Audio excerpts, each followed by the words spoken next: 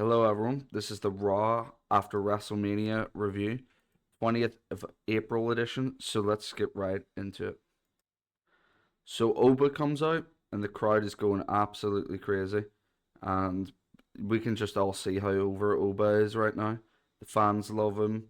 It's crazy. He gets the big win over Brock at Mania, which was a fun, quick match. To be honest, that's a match I enjoyed because I feel like if you were going to have any short match on Mania, that was it. And Brock put him over as best he could. Brock let him dominate him on TV weeks after week after week. And then Oba just comes into the ring, breathes it all in, and says, "The ruler has arrived." And, the ruler is here. And I think he will be a world champion by the end of the year, in my opinion. I think he will. I think he could do it near SummerSlamish. I think that's where you give him the crown. And after he says the ruler has arrived, the crowd goes absolutely insane. Like they're just loving Oba at the moment. And perfect way to start the Raw after Mania.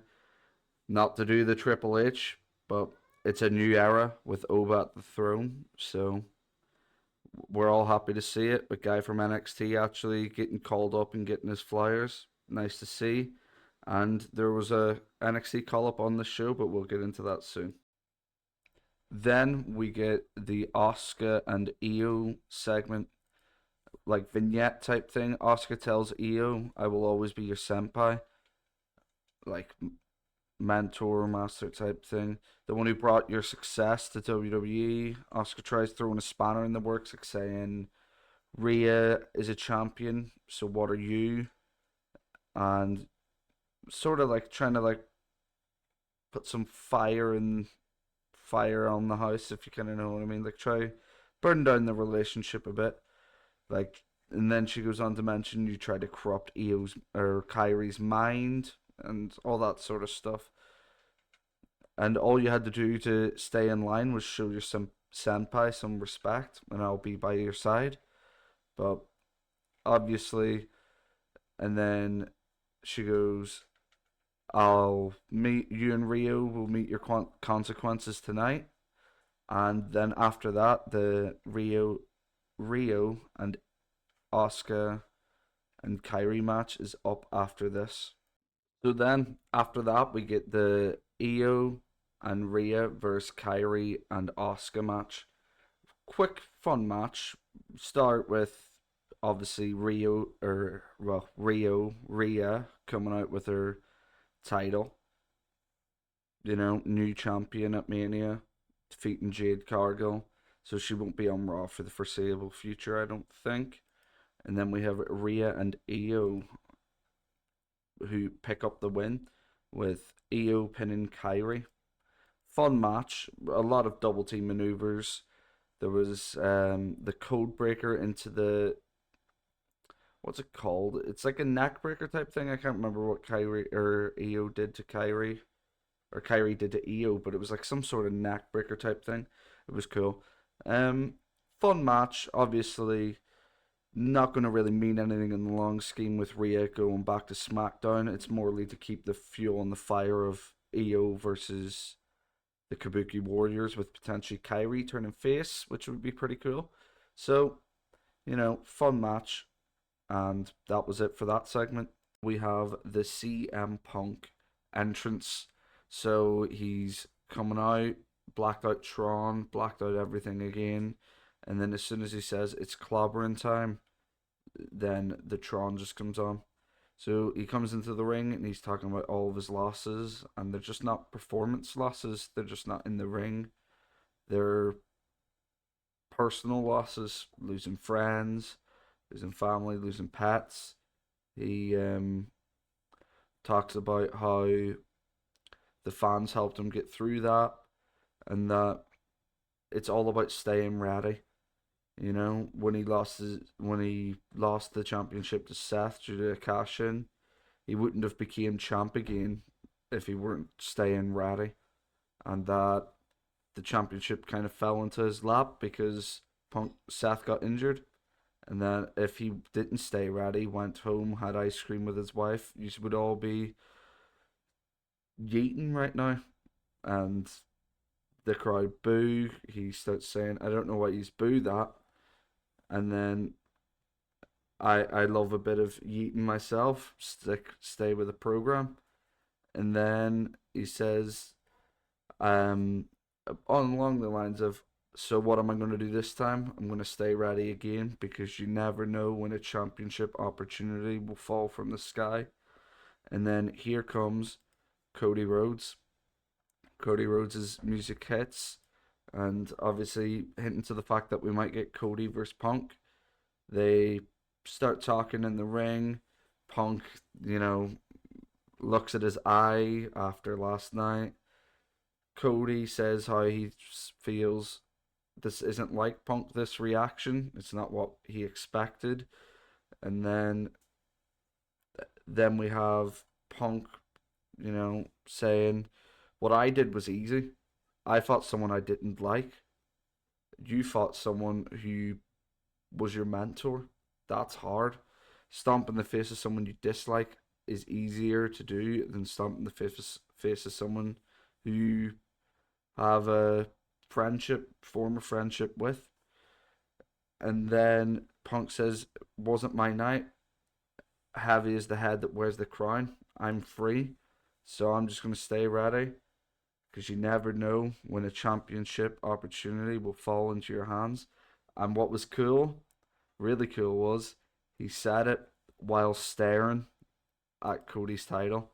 So that was such a cool moment. And then Punk gets out of the ring and he's facing towards the stage, and Cody says into the mic, "All you gotta do, Punk, is say when." Punk bursts a smile out, the crowd goes crazy, hinting to the fact we could have Punk on SmackDown with Punk versus Cody as a program. Now, I don't know when we'll get this, but it'd be pretty cool to know when. Obviously, something that's going to be a fun segment whenever it happens, a fun angle, and obviously they've been showing a friendship. So will they go the face versus face route? I doubt it. I could see Punk turning heel soon, but fun segment, great overall, and let's get on to the next one.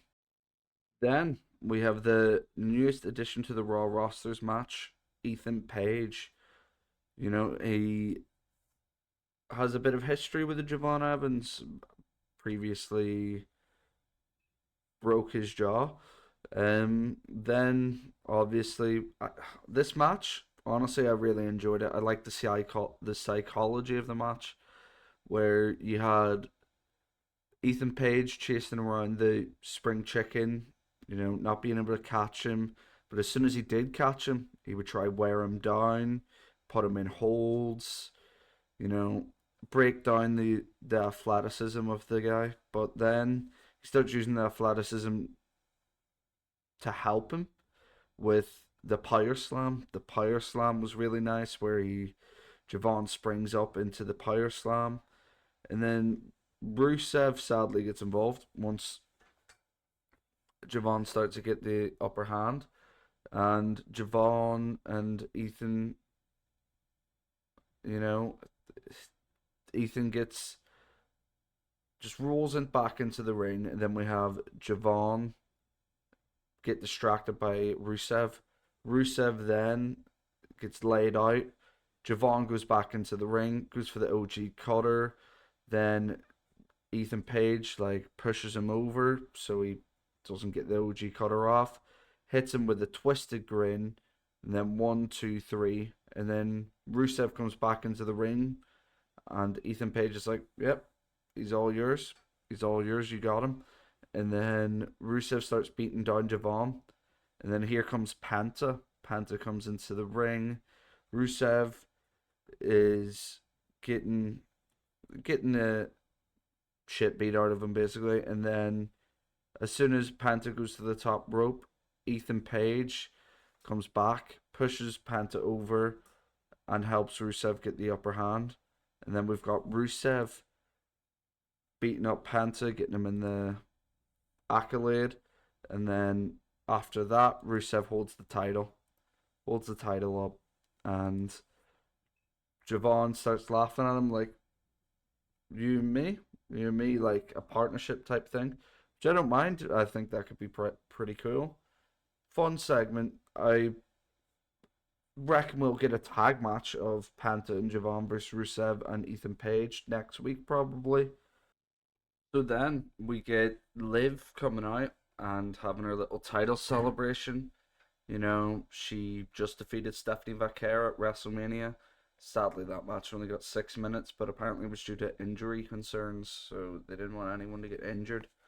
And then obviously, Liv is now a world champion again, which is good. I'm happy to see. I feel like, if they were going to use the injury excuse for why her match didn't get long, didn't make sense for the other matches to be 8 minutes. But. And then she's thanking the Judgment Day, thanking them for sticking by her side, and then she thanks Stephanie Vaquer for reminding her of how damn good she is, of how damn good Liv Morgan is. And then, as she's about to say, if you think I was trouble, then now. And then as soon as she says that, here comes Sol Ruka, who has a match tonight. I'm recording this the morning after Raw. Tonight on NXT Revenge Week 2. So, last man standing match against Zarya. But anyway, in this match, honestly, it was so good. You know, Soul comes out, she's telling Liv how much of an inspiration she was, and Liv tells her, you know, I'm gonna give you one chance if you ever want to make it to WrestleMania. Get the hell out of my ring. And then you have Soul and Liv bickering, where Soul says, I didn't come here for a fight, but I'm sure as hell not gonna back down from one. And then Adam Pearce comes out and he says, do you guys want to fight, to the fans? And the fans go crazy. So then Adam Pearce gets Jessica Carr out and match is announced. Then we have the match start, and honestly, Soul is going to go to the very top. She is going to be a world champion one day. She is so good. She's really athletic. It's just incredible how good she is in the ring. And she seems to be someone who's starting to get the fundamentals down perfectly, but integrating her athleticism to where it's like insanely entertaining to watch her matches. Whereas not that many on the roster, like you look forward to see their match and you're like, yeah, I want to watch this match this week. I want to see this person wrestle. Soul is someone I want to see wrestle anyway. I think Soul was fantastic. Um, the match gets underway anyway. We see a lot of like cool counters from Soul. The Oblivion into a cartwheel. We got the head scissors into a cartwheel as well.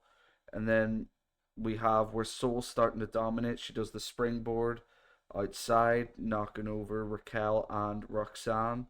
And then Zarya comes out, pushes her into the ring post, hits her with a nasty spine buster on the outside. Nasty.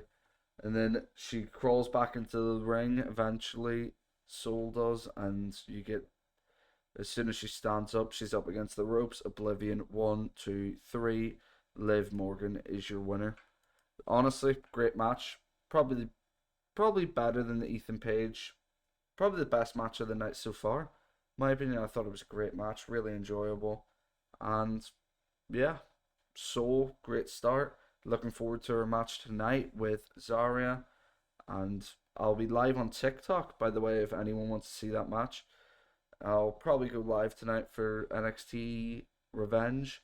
So, as you can see on the top of your screen, go over to my TikTok and let me know your thoughts. So, see you then. So then we have the Vision come out. Paul Heyman is saying how CM Punk praised the production crew earlier in the show, but they're still flawed because they've got Brock Lesnar in the Now section, at the start of the show, the then, now, forever. Brock should be in the forever section. And then we get a bit emotional of Paul Heyman doing probably one of his lasts, my client Brock Lesnar sort of thing. And then we have the Vision. He passes the mic off to Paul Heyman or Logan Paul, and he's like, a personal message from Logan Paul. And honestly, this is one of like the most heat I've ever seen in like a segment ever. That crowd was so loudly booing, booing Logan Paul, like it was insane, like so loud. It was great. And then Logan Paul goes on to say how nothing that happened at WrestleMania mattered. You know, he's sick of outsiders coming in, taking spots when they don't deserve him. And then we have Paul Heyman say how he owes Gunther one, and whenever Gunther wants, he's happy to repay him the favor. And then he says, with the return of Braun Breaker, who comes out, and he's starting to speak, and then Seth Rollins' music hits. And they all go to the front of the ring and look down the stage, and Seth, with his classic steel chair that broke so many hearts in the past, smashes Braun Breaker in his back with a chair. And then the brawl is on. He hits Logan Paul with a chair. Theory hits Seth, gets the upper hand. Then we've got them beating down Seth. And then here comes a return of the Street Profits on Raw. They return to the aid of Seth Rollins. More likely, I would say, going for the tag titles than a new faction, but you never know. I would say going for the tag titles. And then they clear out, taking the Vision out of the arena. Then it's just Seth and Braun.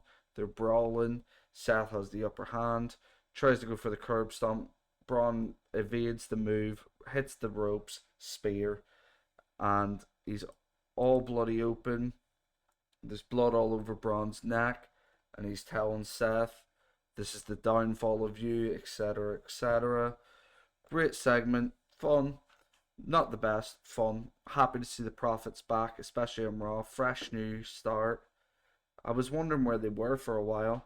People were saying, it was because Bianca's pregnant, but Bianca looks only an early stage pregnancy, in my opinion. So I don't think it's because of that. I think it's Braun, or they maybe just had some time off, get them out of the. You can't miss what you currently see, if you know what I mean. Like, if they're there every week, you can't miss them. So if they leave for a couple months and then come back, it's a bigger moment, better chance for them to refresh, and straight into a program with a Vision, which is cool. Good for them. Then we have the match between JD McDonough and Finn Balor. To be honest, I didn't really pay too much attention to this match, but it looked good from the parts that I watched. Finn getting busted open in the process, and then he gets the win, obviously, as everyone would have expected. Finn beating JD. Cool story. The mentor versus the mentee. The mentee sides with someone else other than his mentor. Cool story process, but I'm not too interested. And then Finn gets the win, and he's getting his arm raised, and Dom comes from behind and attacks him, and Finn stands tall again, out outplaying both of them, getting to stand tall again, busted open in the process, and we know this story's going to continue on. I do not know where it's going to go though. Are they going to add another member to the Judgment Day, possibly, to replace someone who's left? We don't know. And then after that, we get Gunther, and he's got an interview with Jackie Redmond. She tries to figure out what is the favor of Paul Heyman, and Gunther says, all you need to know, not for now, is you're going to have to get well adjusted to seeing Gunther holding the World Heavyweight Championship around his waist again. Which, yeah, I would like to see Gunther with the belt again. And LA Knight decides to interrupt, and he says, I know that you know that I know that you know. that I'm not the only one who's going for that world heavyweight title. So with everybody saying LA Knight, yeah, and that's the cut of that. So interesting takeaway from that. Got LA Knight going through. Does that mean we're gonna have them have a mini feud? The favorite could still be possibly Brock, even though he's retired, but that could be used as leeway, English language, leeway against Paul Heyman to make it a favor he doesn't want to do. But interesting. We'll see where this goes. After that, we have Rhea and Io backstage, and they're like embracing, like, this is the end of the road for us. Maybe another time, as obviously Rhea's on SmackDown and Io's going to be on Raw. So Io's going to have to deal with Asuka on her own and Kyrie. And then after that, well, they embrace, they split apart. Rhea walks down the hall, and Liv and Rhea have kind of a stare down. I can't really remember what Liv said. Liv said, can't remember. It was something like, "I'll see you down the road," or something like, "our paths will cross again," something like that. And then Rhea goes, "I'm looking forward to it." And then we have the OTC, the Tribal Chief, Roman Reigns, shows up, comes out of the lovely SUV, and he's back with gold. As he's heading down into the entrance way, the Usos join him. And when they get in the ring, it's the whole thing of Roman saying, "It's crazy how people think they can talk to us any way they want to. I'm the Tribal Chief, and we got a washed up rapper talking to you, Jay, the Yeet Man, like that." And then they go down the path of Roman says, "We're stronger together than we are apart. And I don't want you to acknowledge me. I want you to serve me. I want you to stand with me," sort of thing. And then, as soon as they're about, Jimmy and Jay put their ones up for the Tribal Chief, Jacob Fatu's music hits. And then we have Jacob come into the ring and say, "I want everything that you got." And Roman's like, "Before that, I'm guessing you came here to acknowledge me." And Jacob's like, "Hell nah." And why did I do that voice? And Jacob goes, "I'm not here to acknowledge you. I want everything that you've got. I want to be more like the Tribal Chief. I want the Rolexes, the cars, the houses. I want everything for my better schools for my kids and all that sort of jazz." And then Roman says, "I want everything you want for yourself too.